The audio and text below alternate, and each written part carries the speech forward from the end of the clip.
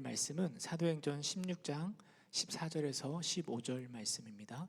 사도행전 16장 14절에서 15절 말씀, 2절 말씀인데 우리 한 목소리로 함께 봉독하도록 하겠습니다. 시작.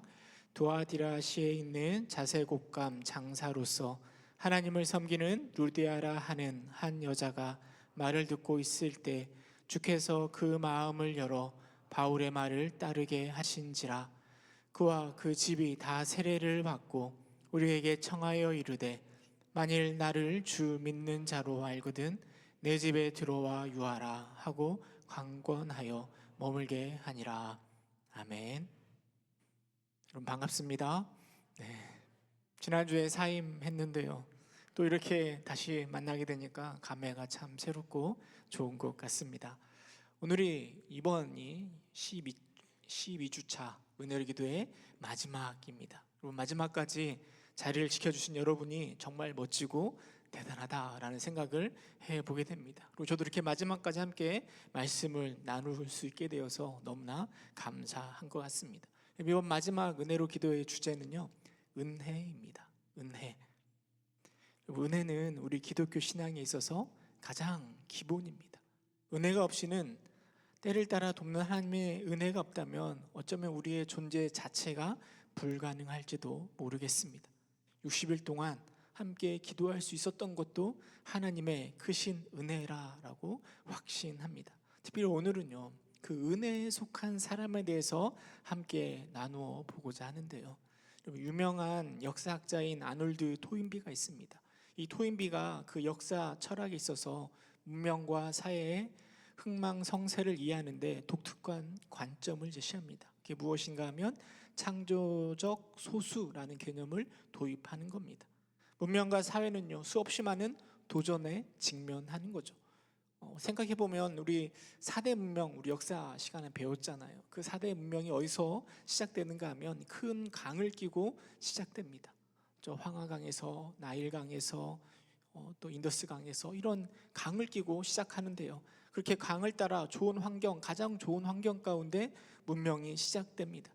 그러나 그 문명이 항상 좋은 것만, 좋은 환경 속에서 성장하는 것은 아닙니다. 때로는 여러 가지 고난도, 어려움도 생겨나는 것이죠. 강가에서 문명이 발생하는 건 강이 주는 여러 가지 이점이 있기 때문입니다. 그런데 그 강이 늘 좋은 것만 주는 게 아니라 때로는 홍수를 통하여 어려움을 그 문명 가운데 더해 주기도 하는 것이죠. 그런데 그 어려움을 만났을 때 대중들은, 많은 사람들은 그 어려움 가운데 그냥 묻혀가는데요, 창조적 소수, 그 어려움을, 그 도전을 극복하려고 노력하고 도전하는 그 몇몇의 사람들을 통하여서 역사가, 그 문명이 쇠퇴하지 않고 계속해서 발전해 나간다. 이게 바로 토인비가 한 이야기입니다. 근데 저는요, 그 토인비의 말이 우리 기독교 역사에도 그대로 적용된다라고 생각합니다. 교회의 역사를 보면 늘 좋은 일만 많았던 것 아닙니다. 수없이 많은 도전과 또 고난과 박해와 어려움들이 있었습니다. 그러나 창조적 소수, 영적으로 창조적 소수였던 사람들을 통하여 그 위기를 뚫고 극복하고, 그리고 놀라운 하나님의 그 교회의 역사를 이끌어 간다라는 것입니다. 예수님이 부활 승천하신 이후에요, 초대교회가 세워졌는데 잠시는 이렇게 부흥하는 것 같아 보였지만 그 교회 내에서도 많은 어려움과 역경이 찾아옵니다. 그래서 그 박해로 인하여서 그 초대교회가 주춤하였습니다. 그런데 그런 도전에 응전한 소수를 통하여 교회 역사는 다시 시작되는 것이죠. 특별히 그 대표적인 사람이 바로 바울입니다. 비록 바울은 한 사람이었지만 그의 선교에 대한 헌신과 응전을 통하여서 소아시아를 넘어 유럽을 넘어 그 당시에 세상의 한 중심이었던 로마까지 복음을 전하는 그 역할을 바울이 감당했던 것입니다. 저는 이 영적인 창조적 소수, 이 사람을 은혜에 속한 사람이라고 칭하고 싶습니다. 소수의 은혜에 속하였던 그 사람을 통하여서 교회는 어려움을 극복하고 도전을 극복하고 응전하여 놀라운 하나님의 역사를 써가는 것이죠. 오늘 그 창조적 소수, 은혜에 속한 사람, 그 사람의 이야기를 함께 나누며 은혜를 누렸으면 좋겠는데요, 특별히 빌립보 지역에 교회를 세워갈 때 그 과정에서 쓰임 받았던 그 사람들을 통하여 함께 은혜를 나누어 보고자 합니다. 먼저 우리가 생각해 볼 것은 빌립보 교회가 어떤 교회인가를 생각해 볼 필요가 있는 것 같습니다. 바울이요, 1차 선교 여행을 마친 후에 바나바와 헤어진 이후에요, 바울은 어디로 선교를 하려고 했는가 하면 1차 선교 여행을 갔었던 그곳 수리아와 길리기아로 다시 돌아다니면서 교회를 든든히 세우고자 하였습니다. 그런데 하나님은 바울 일행으로 그곳이 아니라 드로아로 인도하셨습니다. 드로아에서 환상 중에 마게도냐 사람을 통해서 우리를 도우라라는 환상을 바울에게 보여주었고요. 그리고 하나님은 소아시아 지역이 아니라 마게도냐, 지금의 유럽 그곳의 가운데 복음을 전하려고 바울을 부르신 것이고 바울을 사용하신 것입니다. 바울의 일행은 원래 일정을 수정하여서요, 마게도냐로 건너가서 선교 사역을 시작했는데요, 유럽으로 넘어가서 처음으로 세운 교회가 바로 빌립보 교회입니다. 당시에 빌립보 교회는 로마의 축소판 도시로서요, 경제적으로 또 사회적으로 번성한 도시였습니다. 그런데 그곳에 유대인들은 그리 많지는 않았던 것 같습니다. 당시 유대인들은요, 남자가 10명만 모여도 회당이라는 것을 만들었습니다. 바울은 선교할 때요, 안식일에 회당에 들어가서 복음을 전했습니다. 그런데 이 빌립보 교회는 그 회당이 없었던 겁니다.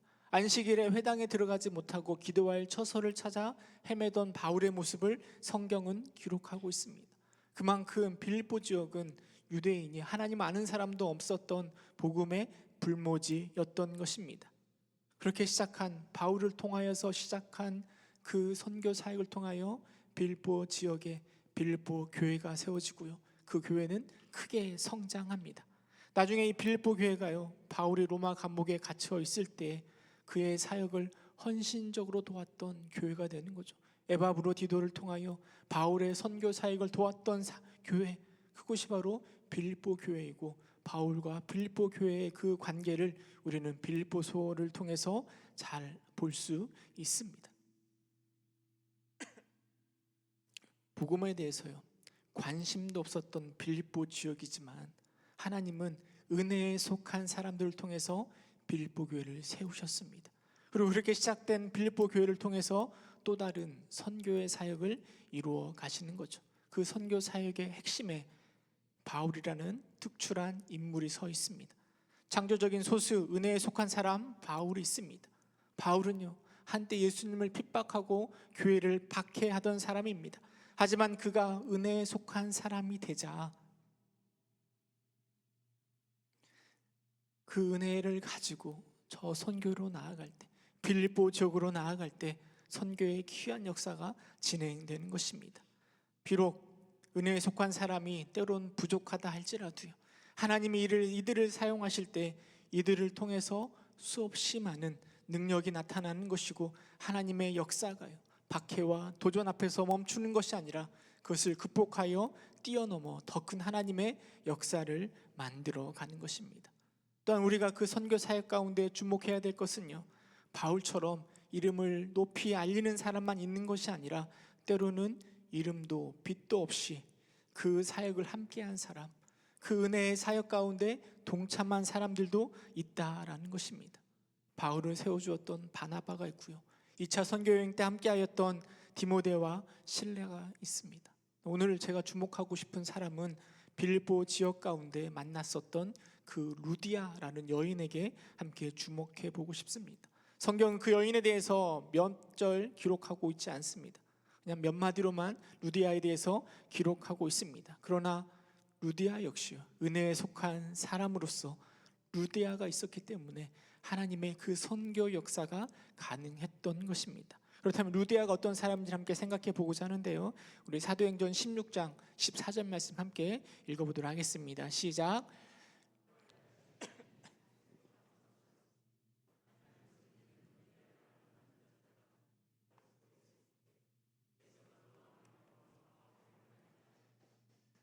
오늘 성경은 루디아에 대해서 이렇게 이야기합니다.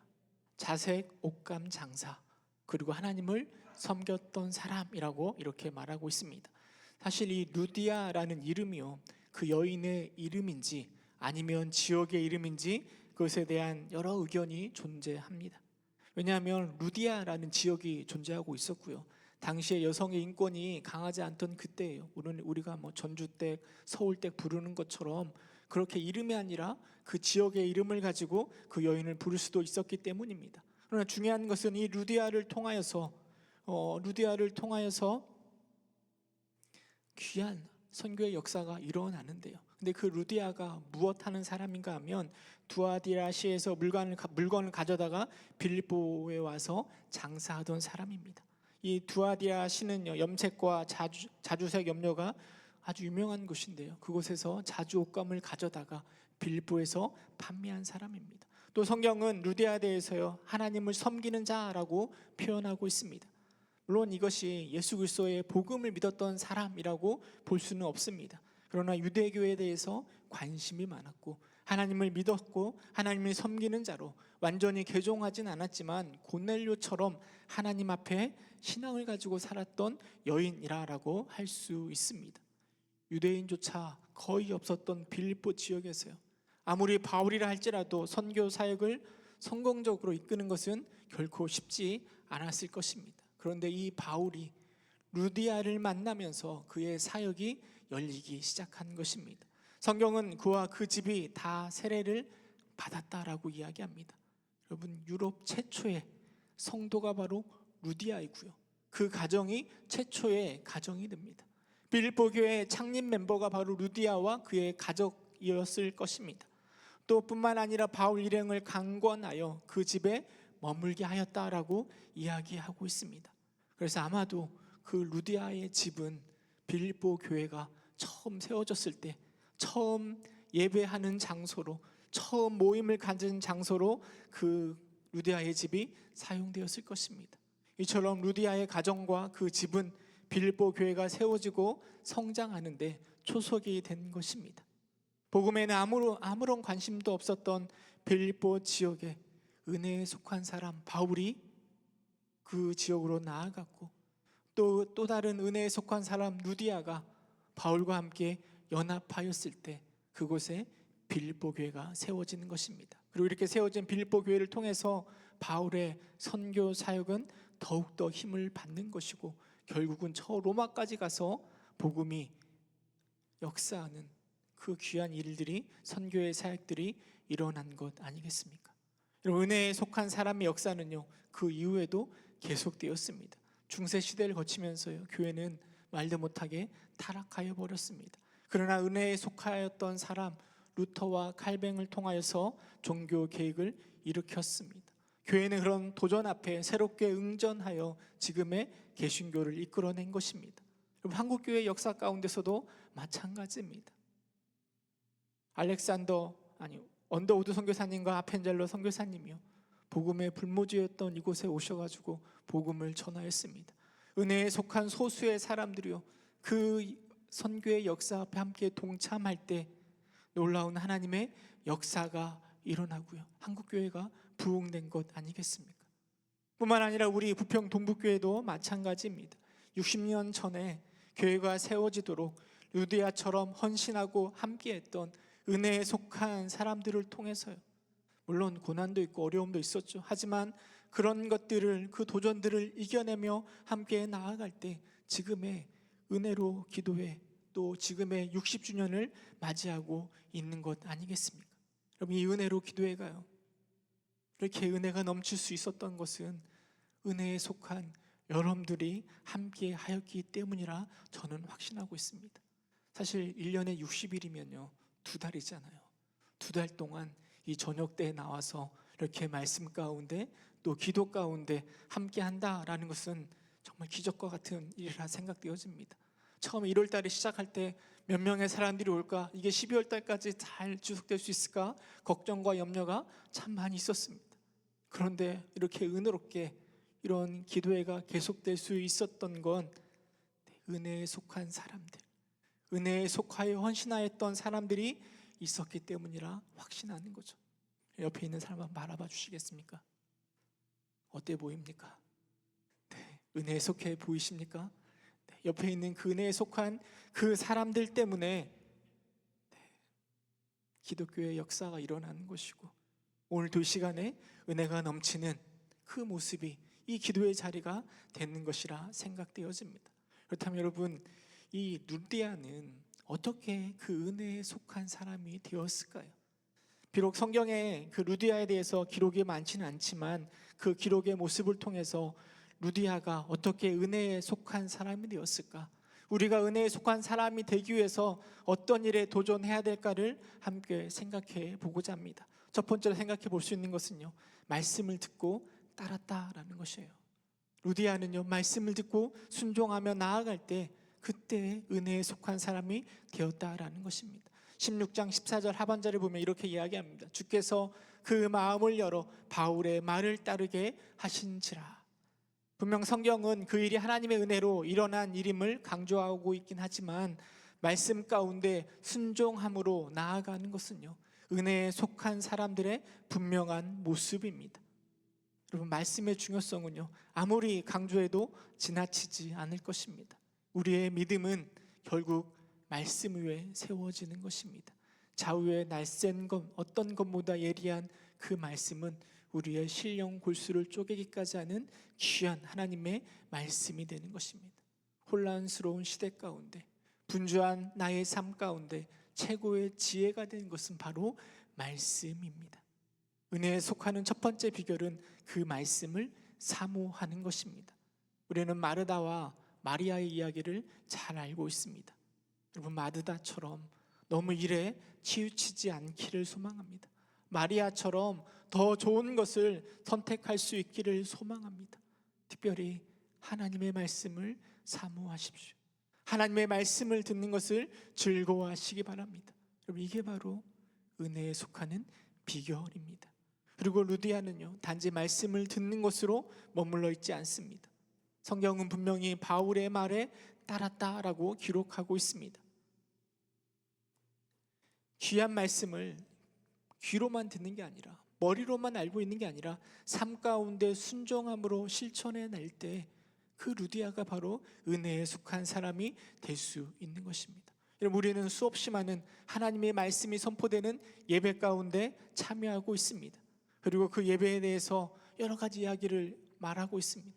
영과 진리로 예배를 드려야 된다. 거룩함으로 예배를 드리고 감사함으로, 기뻐함으로 예배를 드리라라고 이야기하고 있습니다. 근데 또 최근에는요, 이런 예배도 이야기합니다. 삶으로 우리는 예배를 드려야 된다. 여러분, 삶으로 드린 예배가 무엇이겠습니까? 삶으로 예배를 드린다.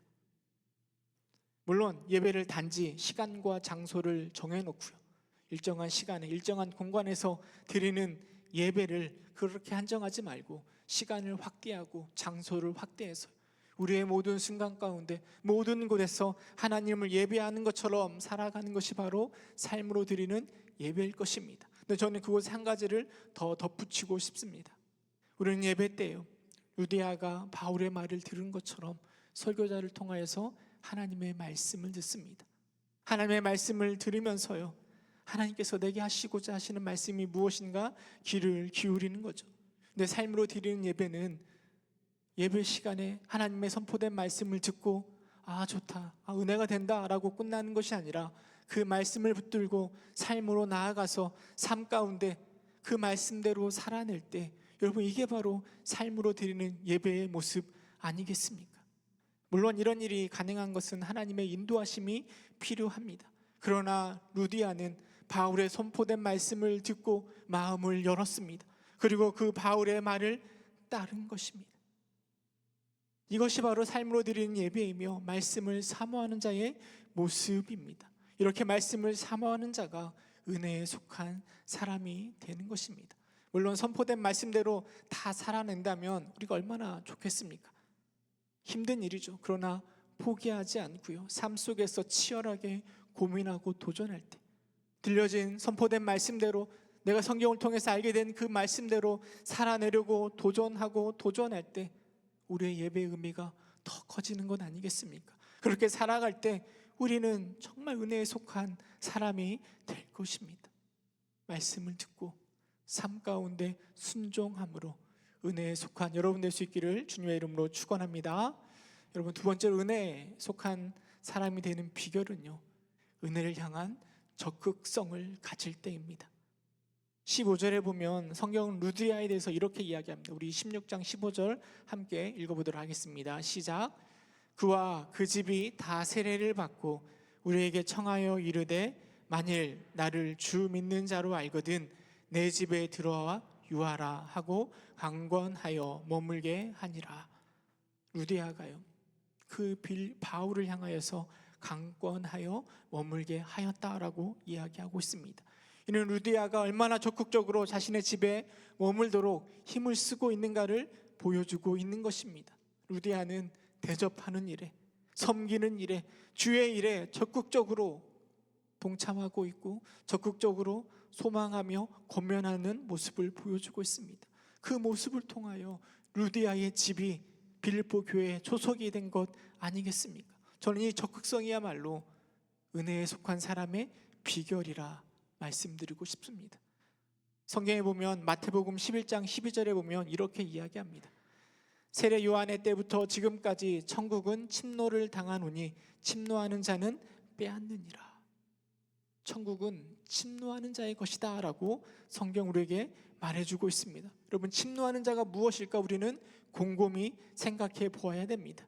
이것은 천국을 사모하는 자가 그 천국에 대해서 어떤 태도로 가지고 나아가는가를 우리에게 말해주고 있는 것입니다. 여러분, 돈을 훔치는 사람이 있습니다. 그 사람이 왜 돈을 훔칠까요? 자신의 지갑에 돈이 없기 때문에, 돈이 없어서 돈을 훔치는 것입니다. 지식을 훔치는 자가 있습니다. 왜 훔칠까요? 자신이 스스로 생각할 때 나에게는 지식이 부족하다라고 생각하기 때문에 지식을 훔치려고 하는 것이죠. 내가 알 만큼 알고 있다, 내가 가질 만큼 물질을 가지고 있다라고 생각하는 사람들은 물질을 훔치려고, 돈을 훔치려고 노력하지 않을 것입니다.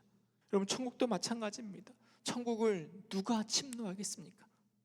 천국을 향하여 소망을 가지고 천국을 가지고자 노력하는 사람들이 천국을 향하여 나아가는 것입니다.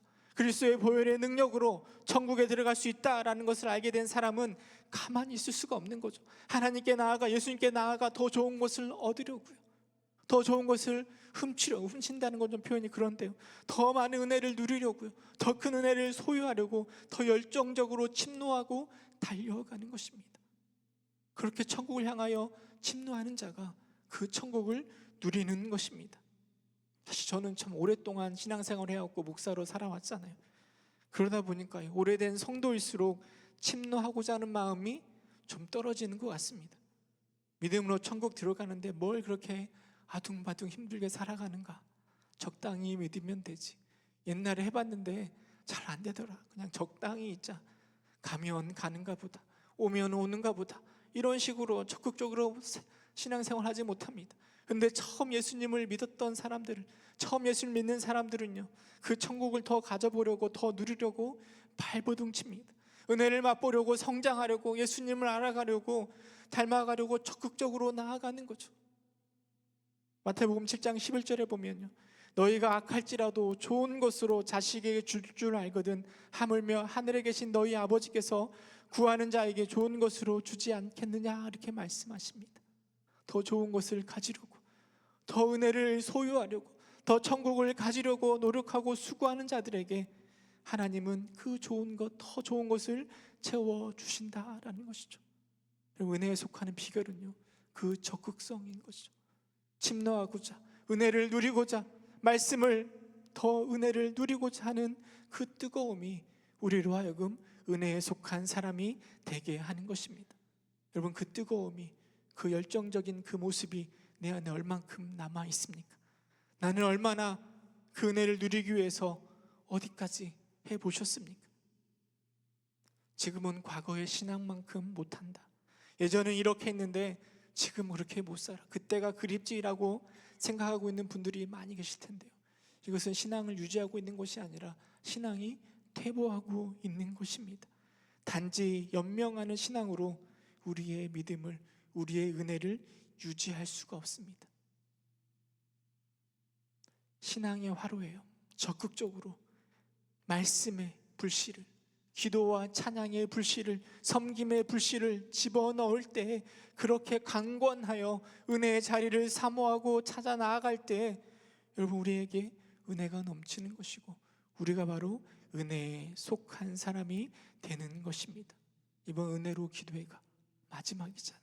그 기도회가 내 적극성을 발휘하여 은혜에 속하는 기회가 될 수 있기를 소망합니다. 여러분 다음 주가 창립 60주년 기념주일이잖아요. 또 찬양적으로 하나님께 영광 돌리잖아요. 그 귀한 시간들이 우리를 다시 불타오르게 하는 자리가 될 수 있기를 소망합니다. 그래서 은혜에 속한 여러분들이 되어서요, 은혜에 속한 여러분들을 통하여 새로운 하나님의 역사가 이루어가기를 주님의 이름으로 축원합니다. 여러분 말씀을 맺도록 하겠습니다. 세상에서는요 흔히 하는 말로 금수저, 흙수저로 사람을 판단합니다. 그리고 흙수저는 아무리 노력해도 안 돼라고 딱 단정해 버립니다. 그러나 하나님이 있는 우리들에게 있어서요, 내가 금수저인가 흙수저인가 이것은 중요한 것이 아닙니다.